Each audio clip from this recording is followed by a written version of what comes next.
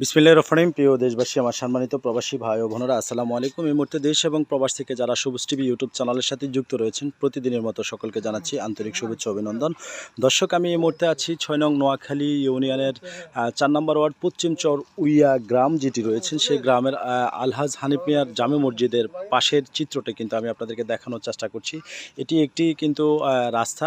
এই রাস্তাটার পাশে প্রায় রাস্তা দিয়ে চলাচল করে 1000 পরিবার কিন্তু প্রতিদিন কিন্তু চলাচল করে এবং অনেক শিক্ষার্থী কিন্তু রয়েছেন, তারা শিক্ষা প্রতিষ্ঠানে যায়। প্রিয় দর্শক, আসলে এই রাস্তাটার যে বেহাল অবস্থায় আছে, এই রাস্তাটা এখন পর্যন্ত কেউ নির্মাণের কাজ কিন্তু ধরেন না, এটা কাঁচা রয়েছে। এখানকার মানুষের দুর্ভোগের কারণে আজকে এই চিত্রটা তুলে ধরছি। আপনারা দেশ এবং প্রবাস থেকে যেখান থেকে দেখছেন, দয়া করে এই ভিডিওটি সর্বোচ্চ শেয়ার করবেন। আর একটা বিষয় যদি জানিয়ে রাখি, যে আপনারা দেখেছেন গতবারে যে বন্যা হয়েছে, যে সে বন্যার কারণে কৃষক কিন্তু বড় ধরনের একটি ক্ষতিগ্রস্ত হয়েছেন। তো আসলে এবার কিন্তু আবার তারা চাষ করার চিন্তাভাবনা করছেন। আর সেই এখানে দেখানোর চেষ্টা করছি, একটি বিশাল করলা বাগান আবাদ করেছেন আসলে কৃষক।